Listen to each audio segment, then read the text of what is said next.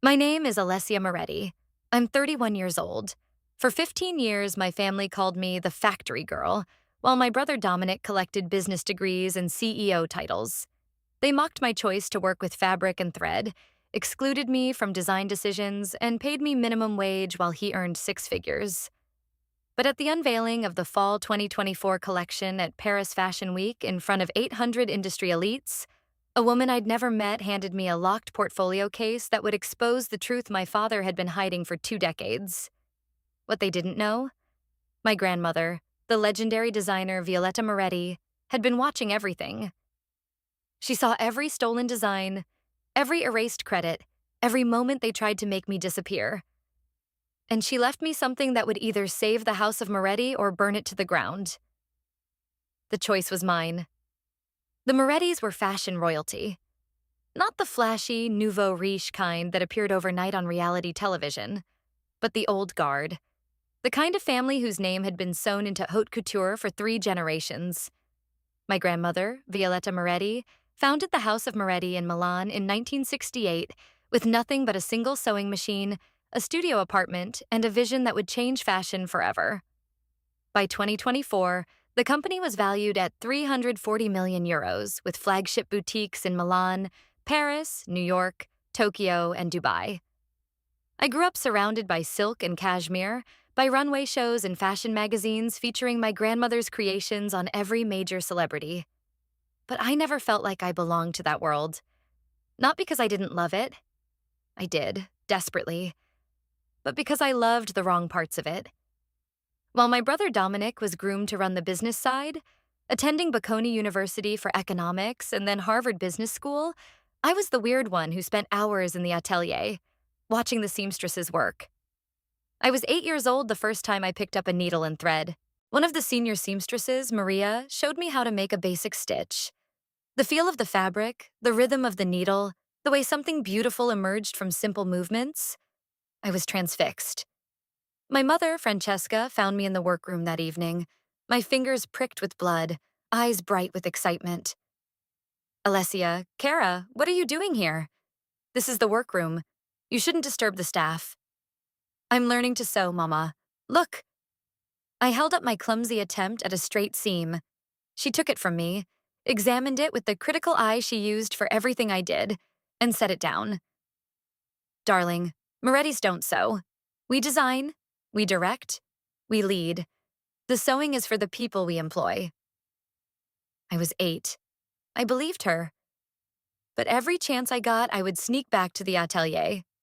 Maria and the other seamstresses became my real teachers.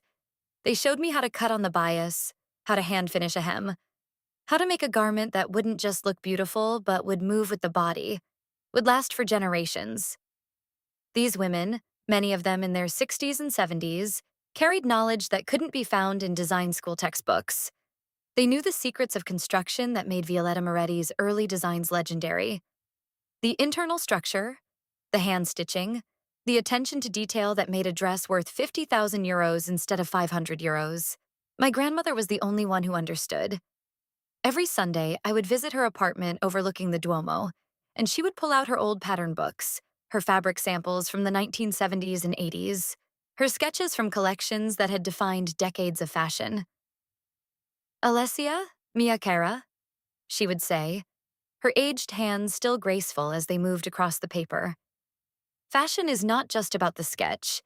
It's about understanding how fabric falls, how seams create structure, how a single stitch can mean the difference between art and garbage. Your mother and father, they see only the business. You see the soul. When I was 16, I made my choice. Instead of applying to design schools like Parsons or Central St. Martin's, which would have pleased my parents, barely, I asked to apprentice full-time in the Moretti atelier.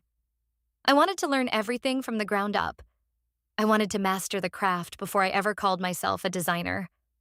The reaction was immediate and brutal. Christmas 2009. The entire extended Moretti family gathered at my parents' villa in Lake Como. Aunts, uncles, cousins, business partners, all dressed in Moretti designs, naturally. My father, Lorenzo Moretti, had taken over as CEO when Violetta retired in 2005. though she retained majority ownership and served as creative director in name, if not in practice. Lorenzo stood at the head of the massive dining table, wine glass raised. "I want to make an announcement," he said, his voice carrying that smooth authority he'd perfected over years of boardroom negotiations. Dominic has been accepted to Harvard Business School, one of only 50 students selected from thousands of applicants worldwide. The table erupted in applause.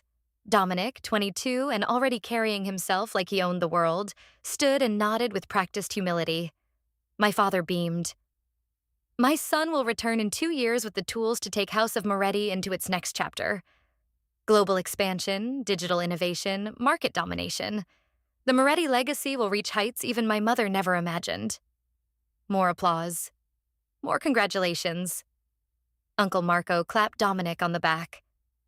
Aunt Isabella dabbed her eyes with a silk napkin. Then my father's gaze drifted down the table to me. "And Alessia." He paused, the warmth draining from his voice like water from a cracked glass. "Has decided she wants to be a seamstress." The word hung in the air like a slur. Scattered, uncomfortable laughter rippled around the table. My mother looked down at her plate. Dominic smirked into his wine glass. "She'll be working in our atelier," my father continued, his tone suggesting I'd announced plans to become a street sweeper. With the factory workers, sewing buttons and hems, such ambition. More laughter, louder now. Cousin Sophia whispered something to her husband. Uncle Marco shook his head with pity.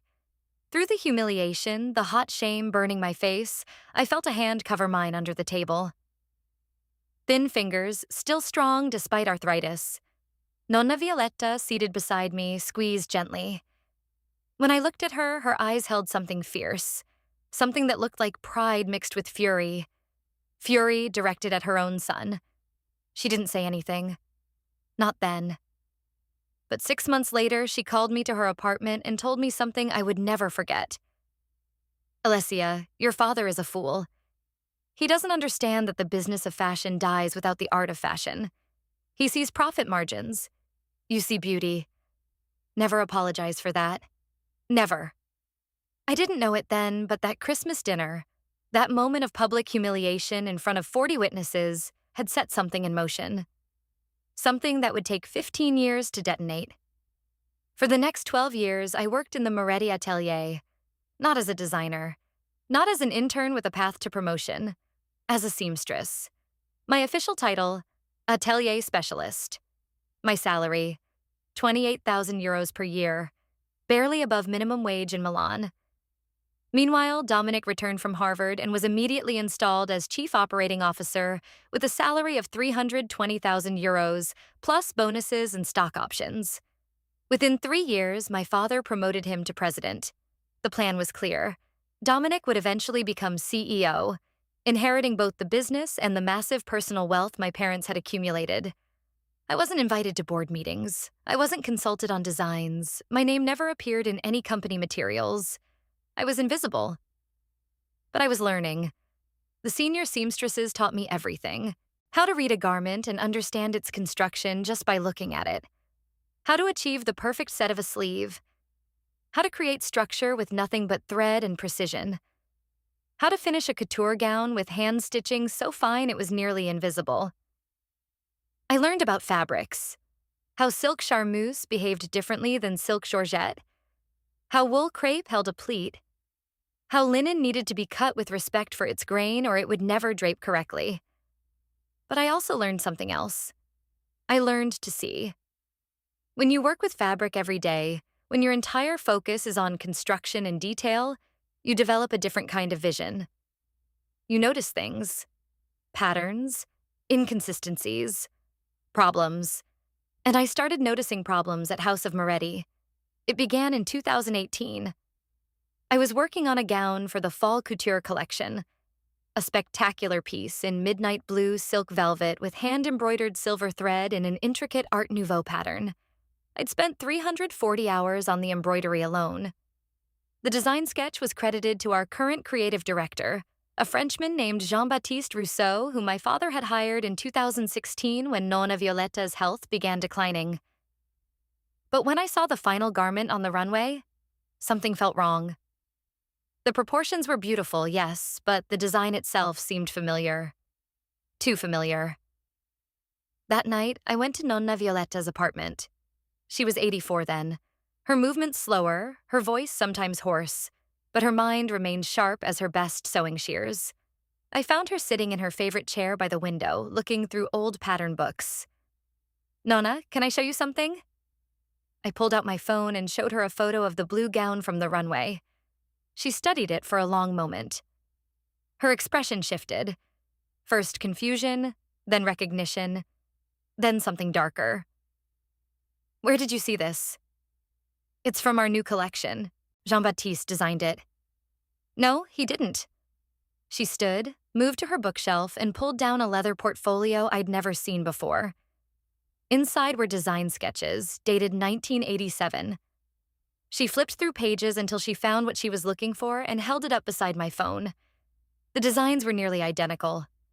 Same silhouette, same embroidery pattern, same Art Nouveau flourishes. The only differences were minor: a slightly different neckline, buttons instead of a zipper. But the core design was unmistakably hers. "This is from my 1988 spring collection," Violetta said quietly. "One of my favorites. It was never mass-produced. Only 3 pieces were made." Her jaw tightened. "Jean-Baptiste had access to my archives when he started. Your father gave him full access to understand the Moretti aesthetic. It seems he understood it very well." "He's stealing your designs?" "Not stealing. Adapting. Modernizing." The bitterness in her voice was sharp enough to cut fabric. "It's what your father does now. He doesn't have the vision to create anything new, so he mines my old work. Has Jean-Baptiste update it slightly and sells it as fresh design." I felt something cold settle in my stomach. "How long has this been happening?" "I started noticing it 2 years ago. But I'm old and I'm not in the office anymore. Your father doesn't share the new collections with me until they're already in production." She looked at me intently. "You're there every day, Alessia. You work on every garment. You could document this." "Document what exactly?" "The truth." She handed me the portfolio. "Take this. Compare every new design to my archives. If Jean-Baptiste is stealing my work, my life's work, then I want evidence. I want to know how much of the new House of Moretti is just my past being recycled without credit." I spent the next 18 months doing exactly that. I photographed every design that came through the atelier. I visited Nonna Violetta's apartment every Sunday, and together we went through her archives. 50 years of sketches, pattern books, fabric samples, photos from old runway shows. We documented 23 garments from the 2018 to 2019 collections that were direct adaptations of her archive designs. 23 pieces of her creative legacy, repackaged and sold under Jean-Baptiste's name, generating millions in revenue. And my father knew. He had to know. He'd given Jean-Baptiste access to the archives. He'd approved every design. He was erasing Violetta's creative authorship from her own company. But I couldn't prove he knew. Not yet. July 2020. Nonna Violetta's health deteriorated rapidly. Pancreatic cancer, the same disease that had killed her own mother. She was admitted to a private hospital in Milan, the best care money could buy. But we all knew it was only buying time. I visited every day after my shift at the atelier. My mother came occasionally. My father visited twice in 3 weeks, both times with his lawyer, discussing estate planning while Violetta lay in the hospital bed. Dominic never came at all. Too busy with business, apparently. One evening in late August, I arrived to find Nonna alone, looking small and frail in the white hospital bed, but her eyes were alert, sharp. "Alessia, mia cara. Sit down. We need to talk." I pulled a chair close, took her hand. "I'm dying," she said simply. "No drama, just fact. The doctors say weeks, maybe a month. And before I go, I need to tell you some things." "Nonna, listen." Her grip tightened. "I built House of Moretti from nothing. One sewing machine, one studio, one dream. 52 years of work. I created a legacy. And your father is destroying it." I know, the designs. It's not just the designs. She struggled to sit up straighter. I adjusted her pillows. The craftsmanship is dying too. Lorenzo cares only about profit margins. He's been outsourcing production to factories in China and Bangladesh. He tells clients the garments are made in Italy, in our atelier. But it's a lie. Only the couture pieces are still made by our seamstresses. Everything else, all the ready-to-wear, is factory-produced with cheap labor and cheaper materials. I felt sick. That's fraud. It's good business, according to your father. Bitterness laced every word. He's diluting the brand. In 10 years, House of Moretti will be just another luxury label producing overpriced garbage. Everything I built, everything I stood for, quality, craftsmanship, artistry, will be gone. What can we do? Violetta reached for a folder on her bedside table and handed it to me. Inside were legal documents I couldn't fully understand. I've made arrangements. My lawyer, Gabriella Rossini, has been helping me. But you need to promise me something. Anything. Don't open these documents until the right moment. You'll know when that is. When Lorenzo shows you exactly who he is, when he pushes you so far that you have no choice but to push back. That's when you read what I've left you. Her eyes held mine. And Alessia, when that moment comes, I need you to be strong. Stronger than you've ever been. Can you do that? I didn't understand what she was asking, but I nodded. Yes, Nonna. I promise. She died 6 days later. I was holding her hand when she took her last breath. Just me. No one else from the family made it in time, though the hospital had called them hours earlier. The funeral was massive, over 800 people. Fashion designers, journalists, celebrities, politicians. Everyone who had ever been touched by Violetta Moretti's genius came to pay respects. My father gave a moving eulogy about his mother's legacy and his commitment to honoring her vision. I sat in the front row, numb, holding the folder she'd given me. I didn't open it. Not yet. The years after Nonna Violetta's death were the hardest of my life. Without her, I lost my anchor, my advocate, the only person in my family who saw me as more than an embarrassment. My work in the atelier became both my refuge and my torture. Every day, I poured my skill into creating beautiful garments that would be credited to Jean-Baptiste or to House of Moretti design team. Every collection included more recycled designs from Violetta's archives. Every season, the quality standards dropped a little more as my father pushed for cost-cutting measures. Maria, the senior seamstress who'd first taught me to sew, retired in 2021. She was 72, had worked for Moretti for 45 years, and deserved a generous pension. My father offered her the legal minimum.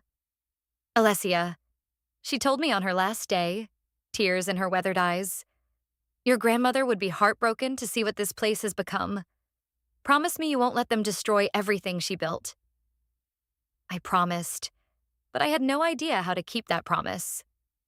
December 2023. The email arrived on a Thursday morning. Subject line: Organization restructuring, confidential.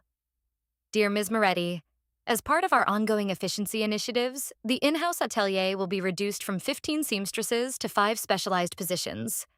Your current role of atelier specialist will be eliminated effective March 1st, 2024. HR will contact you regarding severance packages. We appreciate your years of service to House of Moretti. Sincerely, Human Resources. I read it 5 times. The letters didn't change. They were firing me. And not just me. 10 of the 15 seamstresses who formed the heart of what made Moretti garments special. That evening, I worked late, organizing fabric samples no one would ever reference. Through the thin wall separating the atelier from my father's executive office, I heard voices. Lorenzo and Francesca. Can't keep her on when we're cutting the entire department, my father was saying. It looks ridiculous. The CEO's daughter working as a seamstress while we're streamlining production. People will ask questions, my mother replied. Why she was never promoted, why she's in this position at all. Exactly. So she needs to go. We'll give her a severance package. 6 months' salary. She can find something else. Something more appropriate. A pause. Then my mother's voice, softer, almost sad. Lorenzo, she's our daughter. And we've supported her as long as we could. But Alessia made her choice 15 years ago. She chose the factory floor over the design studio. She chose to work with her hands instead of her mind. Some people just don't have what it takes for leadership. It's not a failure. It's accepting reality. I pressed my hand against the wall, fighting back tears. 28,000 euros per year. My tiny studio apartment in a not great neighborhood cost 1,200 euros per month. I had 3,000 euros in savings. If I lost this job, I'd be homeless within months. But the money wasn't what made my chest tight. It was the realization crystallizing in my bones. If I let them do this, if I accepted their version of who I was, I would spend the rest of my life as the Moretti family embarrassment. Not because I'd failed, but because I'd never been given the chance to succeed. Dominic was being celebrated as the future of fashion at age 36. I was being fired at age 31.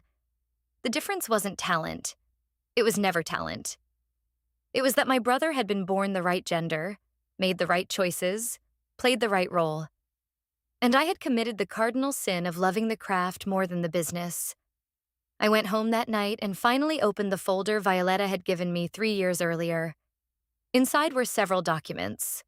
A letter in Violetta's handwriting, a copy of a will dated August 15th, 2020, notarized 6 days before her death, a USB drive labeled insurance, and a business card, Gabriella Rossini, attorney at law, with a personal cell number handwritten on the back. I read the letter first. My dearest Alessia, if you're reading this, then Lorenzo has finally done what I always feared he would. He has shown you exactly who he is, not through words, but through actions.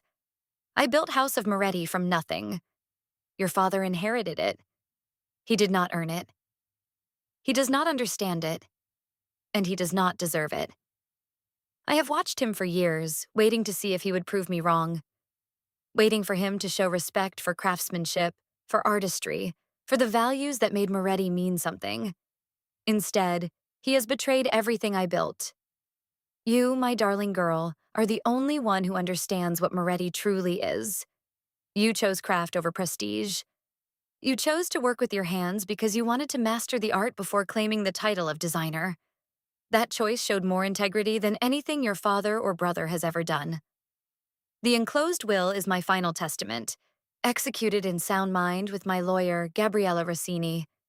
It supersedes the 2015 will that Lorenzo knows about. In the new will, I leave you 52% of my shares in House of Moretti S.P.A. Lorenzo owns 35%. The remaining 13% is divided among minority investors. With your 52%, you have controlling interest. I also leave you complete creative control as outlined in the company bylaws, a clause I inserted in 1968 and never removed. As majority shareholder and descendant of the founder, you have the right to override any design decision, any brand direction, any strategy that contradicts the artistic mission of the company. But here is the condition, Alessia. You must activate this inheritance within 30 days of receiving it, or it becomes void and reverts to the 2015 will, which leaves everything to Lorenzo. 30 days. Why the deadline? Because I know you, Mia Cara. If I give you unlimited time, you will talk yourself out of acting. You will convince yourself you're not ready, not worthy, not strong enough. The deadline isn't punishment. It's permission. Permission to claim what is rightfully yours. Permission to save what I built. Permission to become who you were always meant to be. The USB drive contains evidence Lorenzo doesn't know I have. Use it wisely. All my love, Nonna Violetta, P.S. Gabriella knows everything. Trust her. I sat on my apartment floor, the letter shaking in my hands, and I cried. Not from sadness, from relief. My grandmother had seen me, really seen me, and she'd given me a weapon. Now I had to decide if I was brave enough to use it. The next morning, I called Gabriella Rossini. Alessia Moretti. She answered on the first ring, her voice warm and professional. I've been waiting 3 years for this call. You knew? Violetta told me everything. She said you'd contact me when Lorenzo finally went too far. A pause. I'm guessing he went too far? They're firing me, closing the atelier. Then it's time. I heard papers shuffling. The will is ironclad. I made sure of it. When do you want to move? How does this work? You have 30 days from receiving the documents to formally claim your inheritance. That requires a written statement to the board of directors and submission of the authenticated will to the company secretary. I'll help you draft everything. My mind raced. What's on the USB drive? Gabriella's voice turned grim. Evidence of fraud. Violetta had been investigating for 2 years before her death. She documented everything. Design theft from her archives, falsified country of origin labels on ready-to-wear pieces, financial irregularities. If you need leverage, you have it. When can we meet? How about today? That afternoon, I sat in Gabriella's Milan office while she walked me through everything. The will, the bylaws, the evidence, the legal strategy. Once you claim your inheritance, Gabriella explained, you'll own 52% of the company.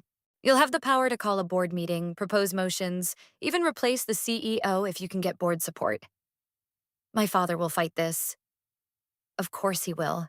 He'll claim Violetta wasn't in sound mind. He'll say you manipulated her. He'll drag this through every court in Italy if he thinks he can win. She leaned forward. But he won't win. I made sure this will is bulletproof. 3 doctors certified Violetta's mental competence. 2 independent witnesses were present at the signing. The notarization is perfect. What about the design theft? The fraud? Gabriella pulled out a thick binder. This is what Violetta compiled. 23 instances of Jean-Baptiste using her archived designs without credit. Documentation of outsourced production being sold as made in Italy. Financial records showing inflated material costs to hide profit skimming. I flipped through the pages, my stomach sinking with each one. This could destroy the company. Or save it. Gabriella's gaze was steady. That depends on what you do next. You could leak this to the press and burn House of Moretti to the ground. Or you could use it as leverage to force changes from within. The choice is yours. I thought about all the seamstresses who dedicated their lives to Moretti craftsmanship. I thought about the legacy Violetta had built. I thought about what revenge would cost versus what reform might achieve. I want to save it, I said quietly. But I want them to know what they did. I want them to face consequences. Gabriella smiled. Then let's get to work. February 20th, 2024. Paris Fashion Week. The Fall 2024 collection unveiling. House of Moretti had rented the Grand Palais for the show, an extravagant venue that cost 500,000 euros just for the space, not including production, models, catering, or the after-party. 800 guests filled the gilded hall. Fashion editors from Vogue, Harper's Bazaar, and Elle, buyers from Bergdorf Goodman, Harrods, and Lane Crawford. Celebrities dressed head to toe in Moretti. And of course, the extended family. I wasn't supposed to be there. Atelier staff didn't attend the runway shows. We worked backstage if needed, then disappeared. But this time, I'd received a formal invitation. Not from my family, but from someone else. The invitation had arrived at my apartment 2 weeks earlier. Heavy cardstock with elegant calligraphy. You are cordially invited to attend the House of Moretti Fall 2024 collection unveiling. Please arrive at 6:30 p.m. A representative will meet you at the entrance. No signature, no explanation. I almost didn't go. But something about the formality, the anonymity, the timing, it felt important. I arrived at the Grand Palais wearing the only nice dress I owned. A simple black sheath I'd made myself 3 years ago with a hand-finished hem and silk lining. I'd poured my best technique into it, even though no one would ever know. 79 euros for the fabric. Maybe 60 hours of work. Priceless for me. Everyone else glittered in current season Moretti, Chanel, Dior. I looked like exactly what I was. The poor relation. My mother intercepted me at the entrance. Alessia. Her gaze traveled from my handmade dress to my simple shoes to my lack of jewelry. You came. I was invited. By whom? I don't know. Francesca's lips pressed into a thin line. Well, you're here now. You'll be seated in Section C, row 15. In the back. Of course. And Alessia. She leaned closer, her perfume overwhelming. Tonight is about the collection, about the brand. Whatever you're feeling about the atelier restructuring, keep it to yourself. Don't embarrass us. She walked away before I could respond. Section C, row 15 was at the very back of the hall, partially obscured by a support column. I couldn't see the runway properly, only fragments of it between other guests' heads. From my seat, I watched my father and Dominic hold court near the front, accepting congratulations from fashion journalists about the bold new direction of the brand. Jean-Baptiste, the creative director, stood near the runway entrance, looking nervous. This was his fourth collection for Moretti, and the fashion press had been lukewarm on the previous three. This show needed to be spectacular. The lights dimmed. Music swelled. Dramatic. Orchestral. The first model appeared. The collection was beautiful, I had to admit. Jewel tones, luxurious fabrics, impeccable tailoring. Each piece had clearly taken hundreds of hours to create. I recognized my own handiwork on at least 6 garments: the embroidery on a crimson evening gown, the hand-set pleats on an emerald silk skirt. But I also recognized something else. Halfway through the show, a model appeared in a stunning coat. Midnight blue wool with a dramatic shawl collar, intricate top stitching, and an architectural silhouette that made the model look like she was wearing liquid sculpture. I'd seen that coat before. Not the exact garment, but the design. It was from Violetta's 1992 collection. I knew because I'd studied that very sketch 2 months ago in her archives. Jean-Baptiste had adapted it, changed the buttons, modified the collar slightly, added different pockets. But the core design was unmistakably my grandmother's. As the show continued, I spotted 4 more pieces directly lifted from Violetta's archives. 4 more instances of her creative legacy being sold under someone else's name. The show ended to thunderous applause. Jean-Baptiste took his bow, accepting praise for designs he'd stolen from a dead woman's life's work. I felt sick. As guests filed out toward the after-party, a woman approached my seat. She was in her 60s, elegant in a tailored gray suit with silver hair cut in a sharp bob. She carried a leather portfolio case locked with a brass clasp. Alessia Moretti? Yes? My name is Marie-Claire Dubois. I was your grandmother's closest friend for 40 years. She extended her hand. I shook it, confused. Violetta asked me to give you something. She made me promise to deliver it at a specific moment. What moment? The moment your father publicly celebrated a collection built on your grandmother's stolen designs. Marie-Claire glanced toward the runway, where Lorenzo was posing for photographs with Jean-Baptiste and Dominic. I believe that just occurred. She handed me the portfolio case. Heavy, expensive leather, with VM embossed in gold on the corner. Violetta Moretti. What is this? Your inheritance, dear girl. The real one. Marie-Claire's expression softened. Violetta told me to tell you. Give this to Alessia on the night Lorenzo shows her that he values profit over artistry. By then, she'll be ready. Before I could ask anything else, Marie-Claire turned and disappeared into the crowd. I couldn't breathe in that hall. I needed air, space, distance from the champagne-soaked celebration of everything my grandmother had fought against. I found a service corridor, pushed through an unmarked door, and ended up in a quiet courtyard behind the Grand Palais. The February night air was cold enough to hurt, but I needed it. My hands shook as I unlocked the portfolio case. Inside, a handwritten letter from Violetta, dated 2 weeks before her death. Complete design archives from 1968 to 2020, organized chronologically. Comparison documents showing Jean-Baptiste's designs next to Violetta's originals. 23 pieces with undeniable similarities. A USB drive labeled Final Evidence.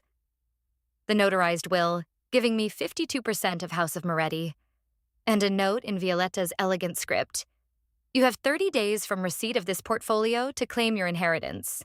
The deadline is March 21st, 2024, at 11:59 p.m. After that, this will become void. Don't wait, Miyakara. The time for waiting is over. I read the will carefully, slowly, making sure I understood every word.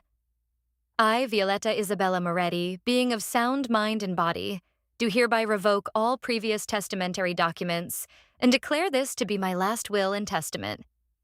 To my granddaughter, Alessia Rose Moretti, I bequeath 52% of my shares in House of Moretti S.P.A., currently valued at approximately 176 million euros, along with all voting rights, creative control privileges, and founders' prerogatives as outlined in the original 1968 company bylaws. This bequest is made with full knowledge of my son Lorenzo's treatment of Alessia and his mismanagement of the company I built. Alessia has been excluded, diminished, and financially exploited. Not due to lack of talent, but due to her integrity in choosing craftsmanship over empty prestige. Lorenzo has confused profit with purpose, brand recognition with artistic merit. He has systematically dismantled the quality standards that made House of Moretti exceptional. He has allowed my creative work to be stolen and repackaged without credit. He has turned my life's work into just another luxury brand selling to people who cannot tell the difference between art and imitation. Alessia can tell the difference. Alessia understands that fashion without craftsmanship is costume. Design without integrity is decoration. A brand without soul is just a logo. I built House of Moretti to create beauty that would last generations. Alessia is the only one who can ensure that mission continues. I pressed the letter to my chest, tears streaming down my face. She'd seen everything. She'd known everything. And she'd trusted me to fix it. 30 days. The clock had started tonight. Marie-Claire was waiting by the courtyard entrance when I emerged. You read it. The 30-day deadline. Why? Because Violetta knew you would need it. Without a deadline, you'd convince yourself you weren't ready. You'd wait for the right moment. You'd talk yourself out of claiming what's yours. Marie-Claire's smile was gentle but firm. The deadline isn't a threat, Alessia. It's permission. Permission to stop waiting. Through the windows, I could see the after-party in full swing. My father accepting congratulations. Jean-Baptiste basking in praise for designs he'd stolen. Dominic networking with buyers and press. They had no idea what was about to happen. Marie-Claire, did my grandmother tell you what's on the USB drive? The final evidence, the piece that makes everything undeniable. She checked her elegant watch. Violetta spent the last year of her life building a case against Lorenzo and Jean-Baptiste. Financial fraud, design theft, labor law violations. She documented everything. And she left it all to you. Why didn't she use it herself? Because she loved her son, despite everything. She hoped he'd change. She hoped he'd wake up and remember what Moretti was supposed to be. Marie-Claire's expression turned sad. But he didn't. And she knew if she confronted him while alive, he'd find a way to stop her. So she waited. She gave you the weapon instead. What if I can't do this? What if I'm not strong enough? Skilled enough? Worthy enough? Marie-Claire cut me off. Alessia, you've spent 15 years mastering a craft that most designers never bother to learn. You can construct a couture gown from scratch. You can read a pattern and see the finished garment in your mind. You understand fabric, proportion, structure, and artistry better than anyone in that building. She gestured toward the party. Your father runs a business. Your brother manages operations. Jean-Baptiste steals designs. But you understand what Moretti actually means. And that, my dear, is why Violetta chose you. I looked at the portfolio case in my hands. At the will that would either save or destroy my family. I'll call Gabriella tomorrow, I said quietly. We're claiming this inheritance. Marie-Claire smiled. She said you would. That night, back in my tiny studio apartment, I plugged in the USB drive. The files were meticulously organized, design theft evidence, side-by-side comparisons of 23 designs, original sketches from Violetta's archives with dates, photos of garments from current collections, email chains between Lorenzo and Jean-Baptiste discussing archival inspiration, production fraud, invoices from manufacturing facilities in China and Bangladesh, shipping manifests showing garments produced overseas, marketing materials claiming made in Italy, cost analyses showing 400% markup on outsourced pieces, financial irregularities, inflated material costs to hide profit skimming, payments to shell companies, Lorenzo controlled, misreported revenue to minority shareholders, labor violations, documentation of seamstresses paid below legal minimums, overtime violations, unsafe working conditions in contracted facilities. The evidence was overwhelming. Violetta had built a case that could not only remove Lorenzo from power, but potentially send him to prison. My phone buzzed. A text from Gabriella. "Have you seen what's in the files?" "Yes. What do you want to do?" I stared at the screen for a long time before answering. I want to save the company, but I want him to know what he did. I want consequences. Good. Come to my office Monday, we'll file the paperwork. I barely slept that weekend. Every time I closed my eyes, I saw the same scene playing out. Walking into a boardroom, placing the will on the table, watching my father's face as he realized he'd lost. Part of me was terrified. Part of me was exhilarated. All of me knew there was no going back. Monday, February 23rd, 2024. I met Gabriella at her office at 9 a.m. She had everything prepared. Formal notice of inheritance claim, authenticated copy of the will, documentation proving Violetta's mental competence, and a petition for an emergency board meeting. "Once we file this with the company secretary," Gabriella explained, "the clock starts ticking. Your father will have 72 hours to respond. Then we convene the board to authenticate the will and transfer shares."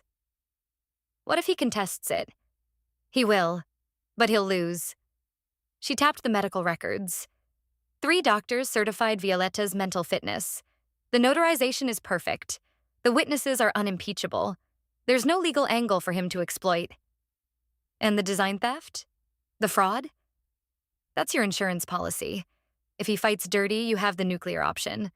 But I'd recommend not leading with it. Give him a chance to accept reality. Save the evidence for if he refuses. I signed the documents. My hand only shook a little. Gabriella made the official filing at 11:30 a.m. By noon, Lorenzo had been notified. By 12:15 p.m., Dominic called me. I let it go to voicemail. By 12:30 p.m., my mother called. Also voicemail. By 1 p.m., my father himself called. I answered. "Alessia." His voice was ice and fury barely contained. "What have you done?" "I claimed my inheritance." "You what?" "That's impossible. Mother's will was superseded by a later will, executed in August 2020, 6 days before her death. It's completely legal. Gabriella Rossini handled everything." A long, terrible silence. "You're making a mistake," Lorenzo finally said, each word clipped and precise. "Whatever that lawyer told you, whatever nonsense Mother put in your head before she died, you're not qualified to own controlling interest in this company. You work in the atelier. You have no business training, no design credentials, no leadership experience. I have 15 years of experience creating the garments that make Moretti worth buying. That's more than Jean-Baptiste can say, considering he's been stealing Nonna's designs." Another silence. This one sharper. "I don't know what you're talking about." "Yes, you do. And so does the board. We're having an emergency meeting on Friday. I suggest you prepare." I hung up. My hands were shaking, but I was smiling. The next 3 days were a blur of lawyer meetings, document preparation, and increasing hostility from my family. Dominic sent threatening emails about protecting the family legacy. Francesca left sobbing voicemails about how I was destroying everything. Lorenzo hired his own legal team and immediately filed a motion to block the share transfer, claiming Violetta had been mentally incompetent. Gabriella demolished his arguments within 24 hours, producing medical records, witness statements, and video footage of Violetta giving clear, lucid instructions to her lawyer about the will's provisions. The board meeting was scheduled for Friday, February 27th at 10 a.m.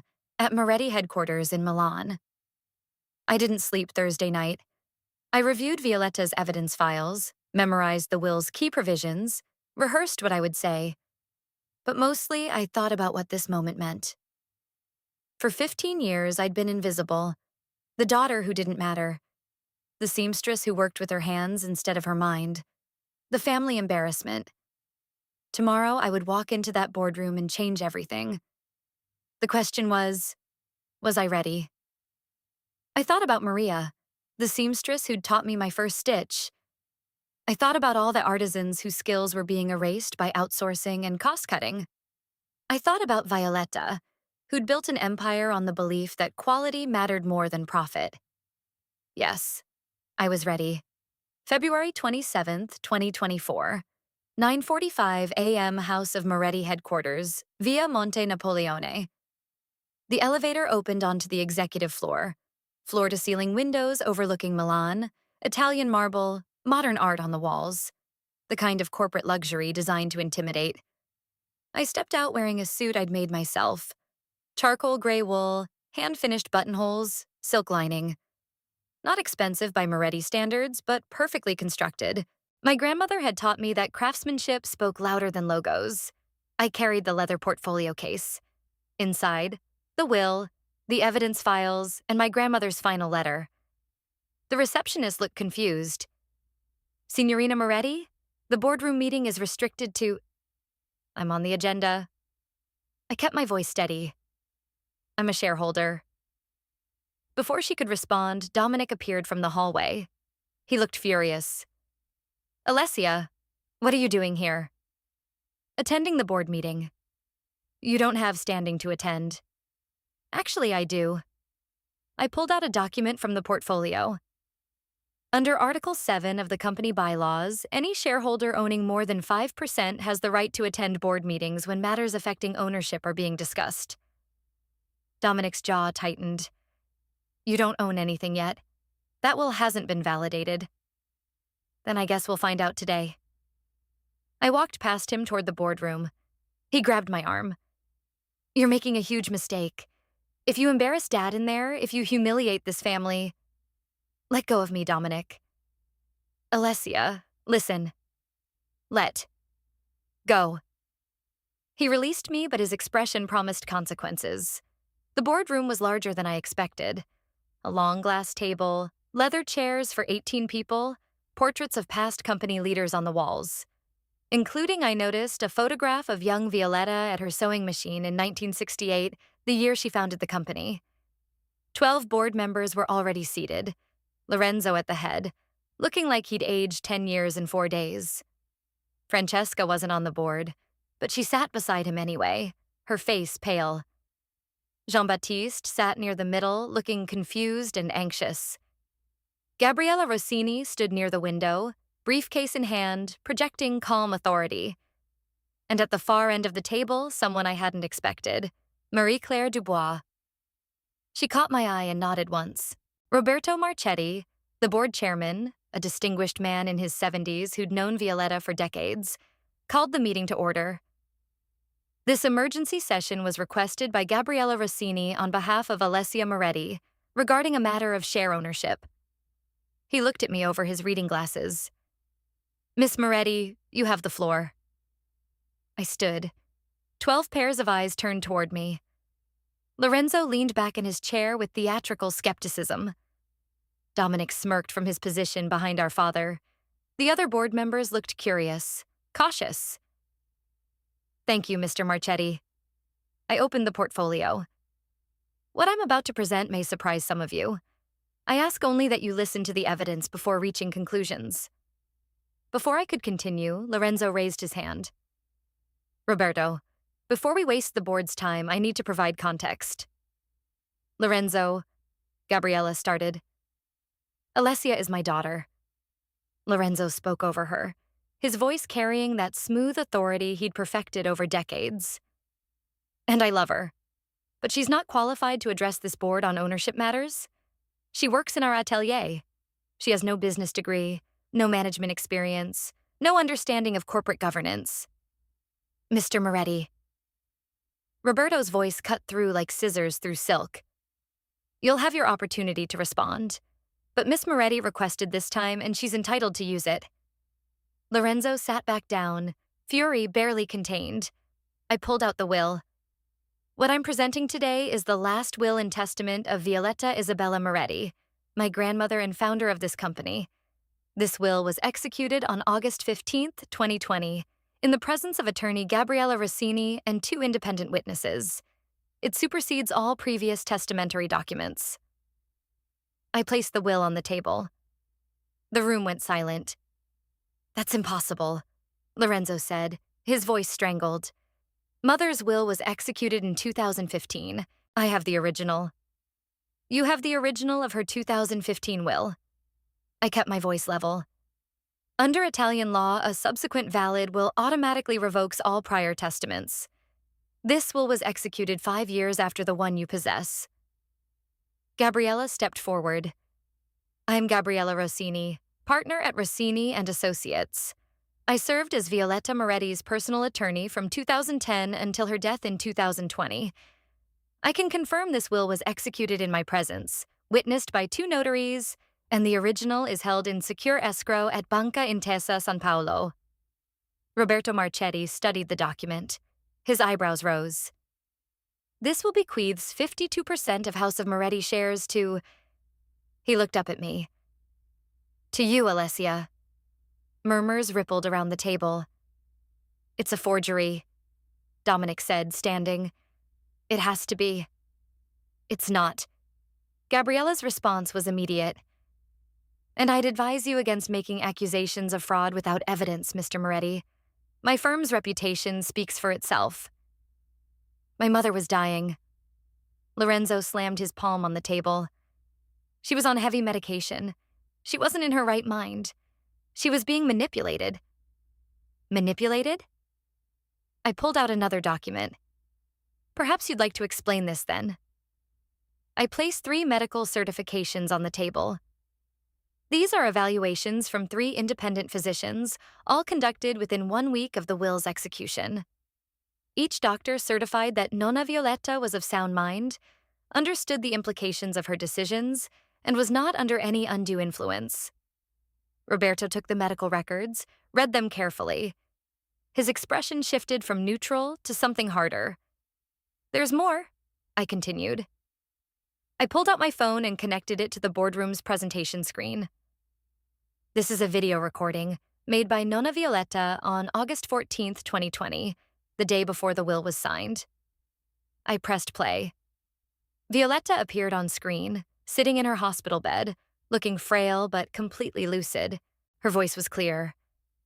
My name is Violetta Isabella Moretti. Today is August 14th, 2020. I am making this recording to confirm that I am of sound mind and acting of my own free will. Tomorrow, I will sign a new last will and testament prepared by my attorney Gabriella Rossini. I am leaving controlling interest in House of Moretti to my granddaughter, Alessia Rose Moretti, because she is the only person in my family who understands what this company truly is. She has dedicated 15 years to mastering the craft of fashion, not for glory or prestige, but because she believes in quality and artistry. My son, Lorenzo, has lost sight of those values. He sees Moretti as a business to be maximized, not an artistic mission to be protected. Under his leadership, quality has declined, craftsmanship has been outsourced, and my design legacy has been exploited without credit. Alessia will restore what I built. She has the skill, the integrity, and the vision that Moretti needs. This is my choice. No one has coerced me. No one has manipulated me. This is what I want. The video ended. The boardroom was absolutely silent. Lorenzo's face had turned a mottled purple. That's taken out of context. Mother was upset about business decisions I'd made.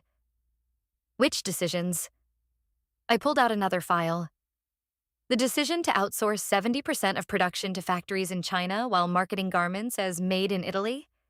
Or the decision to allow Jean-Baptiste to plagiarize her design archives without credit? Jean-Baptiste made a choking sound. I don't know what you're talking about. I activated the presentation screen again. Side-by-side comparisons appeared. Violetta's original 1992 coat design next to the piece from the fall 2024 collection.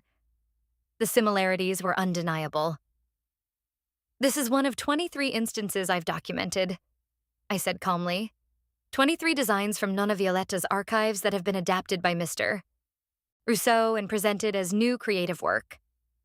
The board members leaned forward, studying the comparisons. Those are inspirations, Lorenzo said desperately. Common practice in fashion. Every designer is influenced by... Influence is not theft, Mr. Moretti. Marie-Claire Dubois spoke for the first time. I'm Marie-Claire Dubois, former editor of Vogue Italia and Violetta's closest friend for 40 years. I helped her document these violations. This isn't influence.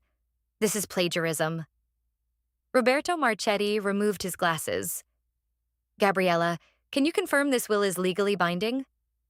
I can. It meets all requirements under Italian law. It's been authenticated, properly witnessed, and executed by someone of proven sound mind. She pulled out another document. Additionally, the 30-day claim period has been met. Alessia received the will on February 20th. Today is February 27th. Well within the required time frame. Roberto looked around the table. Does anyone have documentation contradicting what's been presented? Silence. Lorenzo? My father said nothing. His hands trembled. Dominic? My brother stared at the table, jaw working. Roberto sighed. Then I believe we need to recess while legal counsel reviews these documents and the video testimony. The recess lasted 2 hours. Lorenzo and Dominic left the building entirely, probably to consult with their lawyers. The other board members stayed, whispering in clusters. I sat alone at the end of the table with Gabriella beside me. You did well, she said quietly. It's not over. No, but the hard part is done. The evidence is undeniable. Marie-Claire brought me an espresso. Your grandmother would be very proud. I'm terrified. Good. That means you understand the magnitude of what you're doing. She squeezed my shoulder. But terror mixed with purpose is how great things happen. Finally, the company's legal counsel, a thin, severe man named Castiglione whom I'd never met, returned and whispered to Roberto for several minutes. Roberto's expression flickered between surprise and resignation. Please take your seats. Everyone filed back to their chairs. Our legal counsel has confirmed the following. Roberto read from his notes. The will presented by Alessia Moretti is valid under Italian law. It supersedes the 2015 testament. Effective immediately, Alessia Moretti holds 52% of House of Moretti shares. Someone inhaled sharply. Additionally, Roberto continued, as majority shareholder and direct descendant of the founder, Miss Moretti has certain privileges outlined in the original 1968 company bylaws, including creative veto power and the right to propose board motions. He looked at me. Miss Moretti, do you have any motions to bring forward? This was it, the moment where I either destroyed my father or gave him a chance to change. I thought about what Violetta would want, and I made my choice. I stood. I have 2 motions. Lorenzo closed his eyes. First, I'm proposing a vote of confidence regarding Lorenzo Moretti's position as CEO. The tension in the room shifted. The board will decide whether Lorenzo Moretti retains their confidence as CEO of House of Moretti. If the majority votes no confidence, he resigns. If the majority votes confidence, I will not interfere with operational leadership, provided certain conditions are met. This is absurd. Dominic stood. You're turning this into a spectacle. No. I met his eyes. This is corporate governance, the same process that exists in every well-run company. If father has the board's confidence, he has nothing to worry about. Roberto studied me for a long moment. Something like respect flickered in his expression. What's the second motion? I'm proposing immediate reinstatement of the full atelier staff and a return to in-house production for all garments marketed as made in Italy. Additionally, I'm requesting a formal audit of all designs created under Jean-Baptiste Rousseau's tenure to ensure proper attribution and compensation for any use of archived Moretti designs. Jean-Baptiste turned pale. Roberto nodded slowly. Is there a second for the first motion? The vote of confidence? Seconded. Marie-Claire said immediately. Then we'll vote. All those expressing confidence in Lorenzo Moretti as CEO, raise your hands. 3 hands went up. Lorenzo's loyalists. All those expressing no confidence? 8 hands rose. Roberto counted twice. The motion carries, 8-3 with 1 abstention. Mr. Moretti, the board has voted no confidence.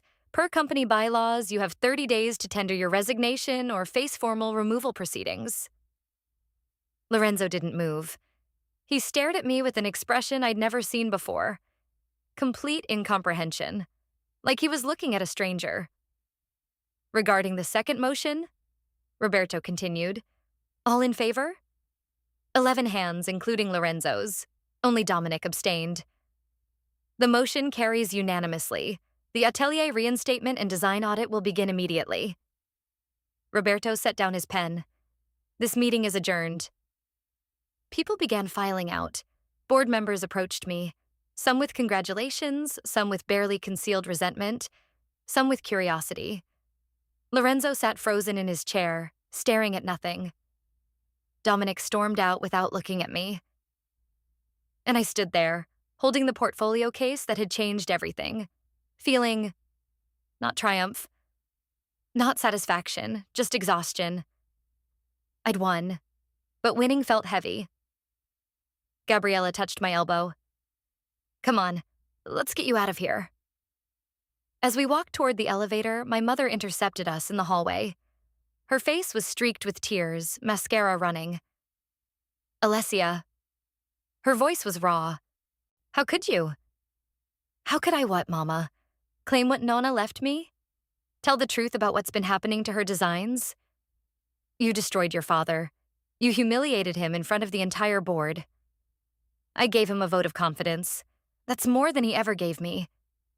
Francesca grabbed my arm. You can't understand what you've done. The family, our reputation. Our reputation? I pulled free. Nonna's designs were being stolen. Production was being outsourced and labeled fraudulently. The atelier was being shut down. And you're worried about reputation? We were protecting you. You were erasing me. 15 years of silence broke open. You let father pay me minimum wage while Dominic earned 6 figures. You never defended me when they mocked my choice to learn the craft. You stood by while they fired me for choosing artistry over business school.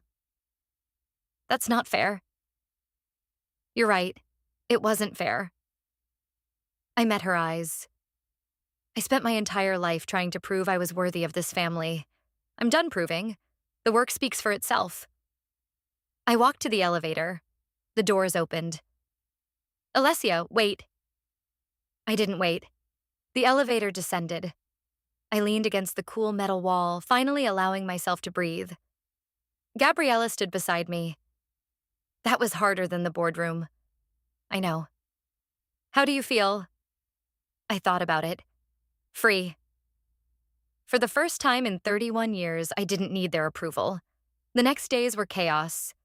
Lorenzo resigned officially on March 1st. The board appointed Roberto Marchetti as interim CEO while they searched for permanent leadership. The design audit began immediately. Castiglione and his team reviewed every piece from the past 4 years. They found 31 instances of Violetta's archived designs being used without proper attribution. Jean-Baptiste was dismissed with cause. His contract allowed for termination in cases of intellectual property violation. The fashion press exploded with speculation. House of Moretti shakeup. Founder's granddaughter takes control. Design theft scandal rocks fashion house. My name appeared in Women's Wear Daily, Vogue Italia, The Business of Fashion. Some articles praised the move toward transparency and craft. Others questioned whether someone with only atelier experience could lead a major fashion house. I didn't read most of them. What mattered was what was happening inside the company. The atelier seamstresses were rehired. I gave them all raises, not huge ones. The company couldn't afford dramatic changes overnight, but meaningful increases that acknowledged their skill. Maria, the woman who'd taught me my first stitch, came back as head of atelier operations. At 73, she didn't need to work. But when I called and explained what I was trying to do, she said, "Your grandmother would have wanted this. I'm in." We canceled all production contracts with overseas factories. Yes, it meant higher costs. Yes, it meant smaller profit margins. But it meant every garment with a House of Moretti label would actually be made by Moretti artisans. We established a design archive, properly cataloged and credited. Every piece Violetta ever created, properly documented, available for inspiration, with attribution, but never again to be stolen. And I took a new position, creative director. Not because I thought I was ready, but because someone had to protect what Violetta built, and I was the only one who knew how. 3 months later, June 2024, my father and I met at a cafe in Brera. Neutral territory. His choice. He looked older than I remembered. The past months had stripped away the polished veneer he'd maintained for decades. "Thank you for meeting me," he said. "What did you want to talk about?" I wanted to. He struggled with the words. I wanted to apologize. I waited. I was wrong about you. About what you were capable of. About what mattered. He stared into his espresso. I spent so long focusing on business metrics that I forgot what the business was supposed to be. "Your grandmother tried to tell me, but I didn't listen." "Why didn't you listen?" Pride. Fear.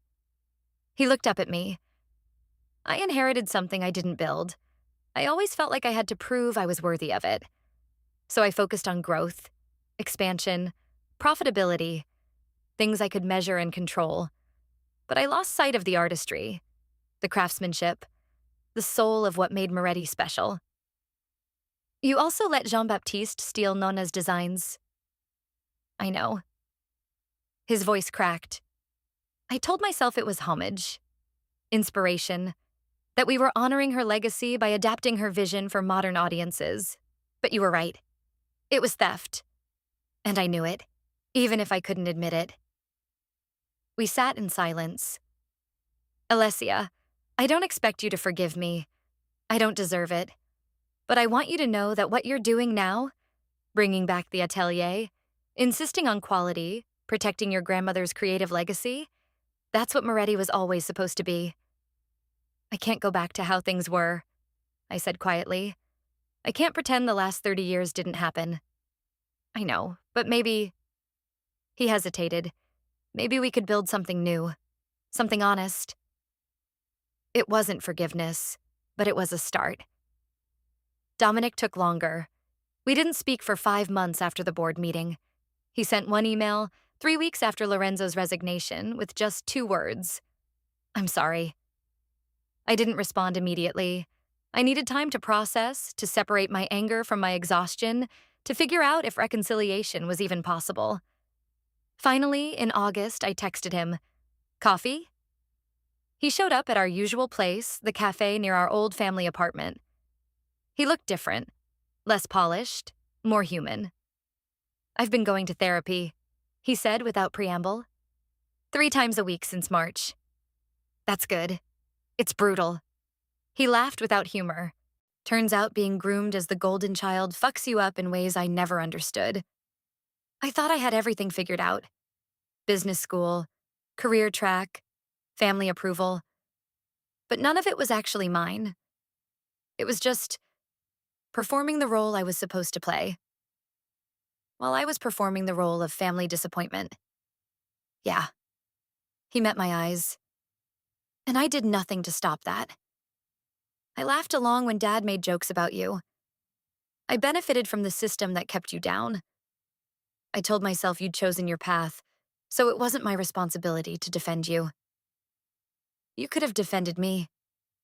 I know, I should have, and I'm sorry I didn't. His voice was raw. I'm sorry I spent 36 years being a coward who cared more about staying in father's good graces than standing up for what was right. I looked at this man who'd been my brother my whole life, but also my adversary, my competitor, my family's favorite while I was their afterthought. I don't know if we can be close, Dominic. Too much has happened. I know, but maybe we could start over. From scratch. As what? As two people who happen to share DNA and want to not hate each other. It wasn't much, but it was honest. Okay, I said. We can try. 1 year later, February 2025, I stood backstage at Milan Fashion Week watching models prepare for the House of Moretti Fall 2025 show, my first full collection as creative director. Every garment had been made in our atelier. Every design was original, inspired by Violetta's aesthetic but not stolen from it. Every seam, every stitch, every detail met the quality standards she'd established 50 years ago. The collection wasn't trying to be revolutionary. It was trying to be excellent.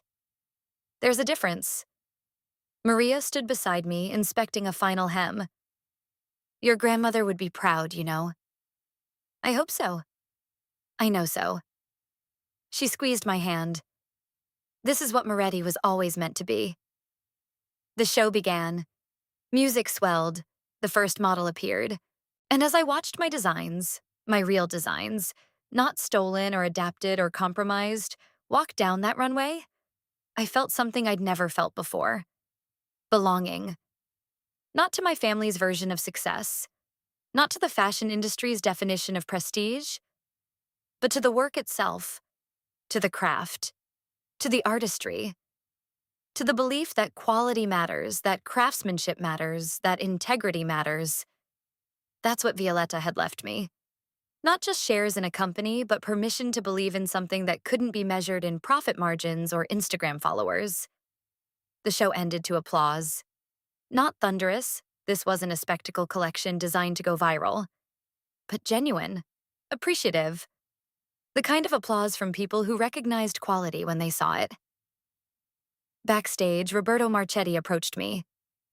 Beautiful work, Alessia. Thank you.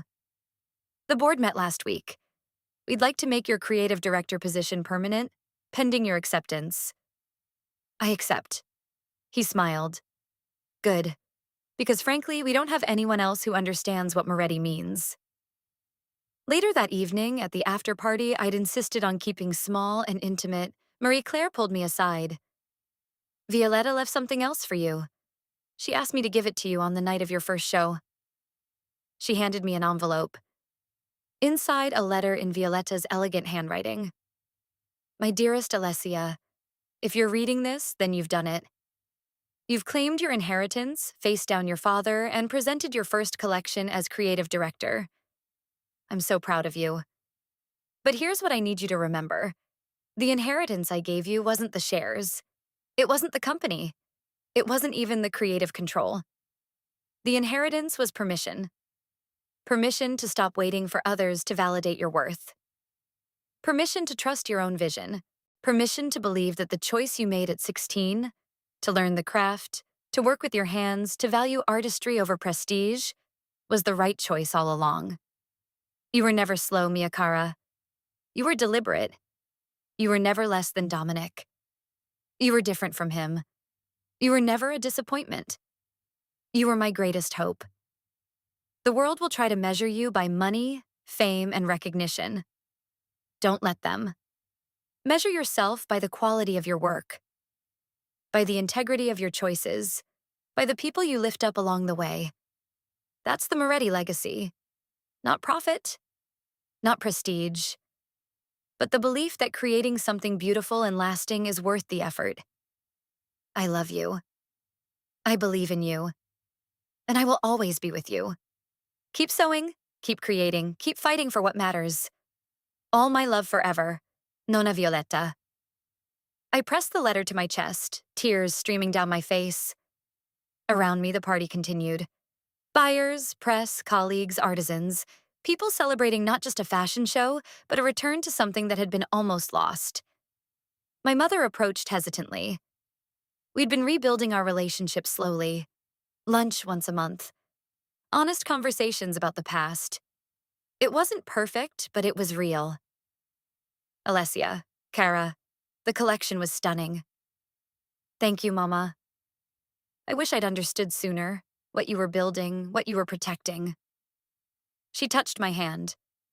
I'm sorry it took me so long to see you. I'm sorry, too, for a lot of things. We stood together in comfortable silence. Across the room, I saw Dominic talking with one of the atelier seamstresses, asking her about her technique. He'd taken a position as operations director. Not a glamorous title, but one focused on ensuring the atelier ran smoothly, that artisans were treated well, that the business supported the craft instead of exploiting it. He caught my eye and raised his glass slightly. I nodded back. We weren't the family we'd been, but maybe we were becoming the family we were supposed to be. Later that night, alone in my apartment, I hung Violetta's portrait on the wall, the same one that had watched over the boardroom for decades. She looked young in it, maybe 40, sitting at her sewing machine, fabric flowing through her talented hands. I did it, Nonna, I whispered. I saved what you built. In the quiet, I swear I could hear her response. No, Mia Cara, you didn't save it. You became it. If you're reading this and you recognize yourself in my story, if you've ever been the overlooked one, the dismissed one, the one they said would never amount to anything, I want you to know something. Your worth isn't determined by the people who failed to see it. Your value isn't measured by their standards of success, and your inheritance isn't what they give you. It's what you give yourself. Permission to be exactly who you are. Permission to value what you value. Permission to build something that matters to you, even if it doesn't impress them. That's the real inheritance. And nobody can ever take it away. If this story made you feel something, anger for Alessia, pride in her courage, grief for what was taken from her, or hope that it's never too late to reclaim your voice, then it did what I hoped it would. Now, I have a question for you. If there was one part of yourself that people dismissed, your talent, your dream, your kindness, your quiet strength, would you fight to protect it? Tell me in the comments. I read every one. And if this story reminded you of someone who was overlooked, underestimated, or made to feel small, share it with them. Maybe they need to remember that their worth was never in the hands of the people who failed to see it. If you haven't subscribed yet, I'd love to have you here for the next one. Check the description for more stories like this.